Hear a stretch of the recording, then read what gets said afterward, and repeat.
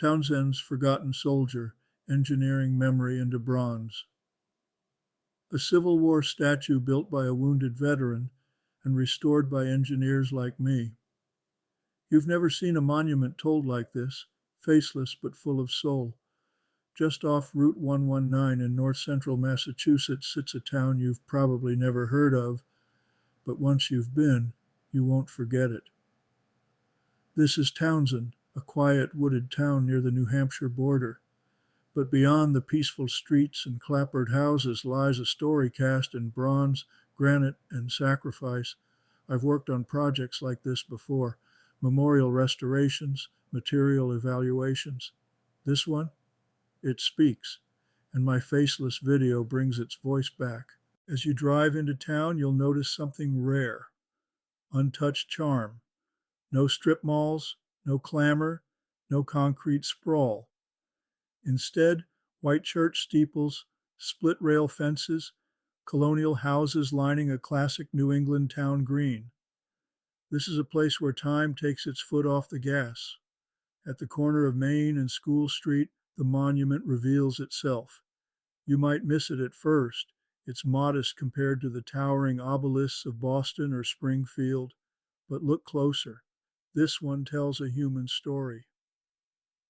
Dedicated in 1932, the monument was funded by a Civil War veteran, John Birney Blood.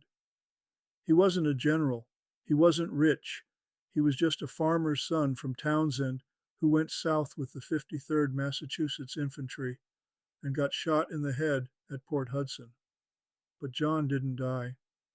He survived, came home, and decades later left $10,000 in his will, a fortune at the time, to build this monument.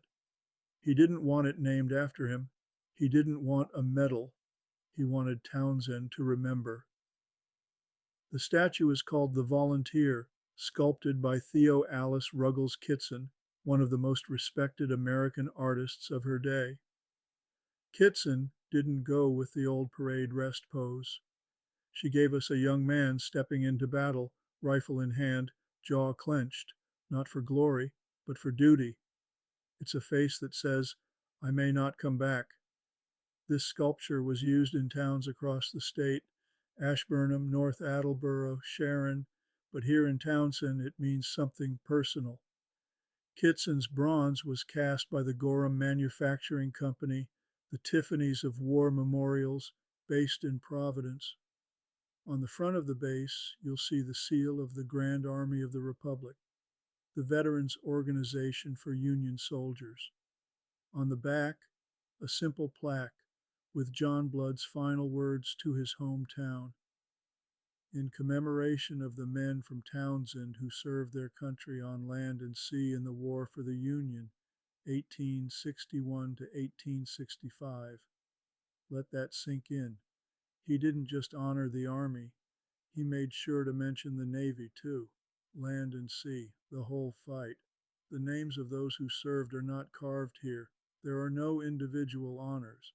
That was intentional. This wasn't about who fought.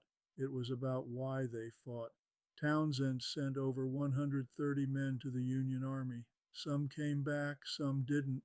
One was John's own brother, Abijah Blood, who died in a hospital in Baltimore, never making it home. And yet, John did not build a statue of himself. He built a monument for them.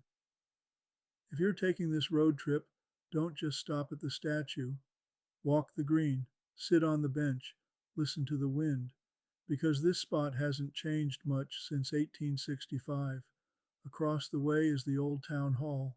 Behind you, a white congregational church that predates the war. And lining the green are houses that were standing when the first shots rang out at Fort Sumter.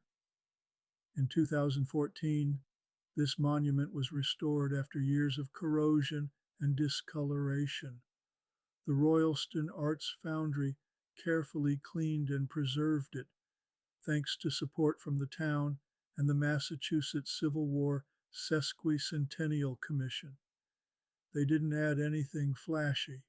They just brought the original spirit back to life. And that's the point. Townsend didn't try to rewrite history. They preserved it. If you came here looking for a forgotten Civil War battlefield, you won't find it.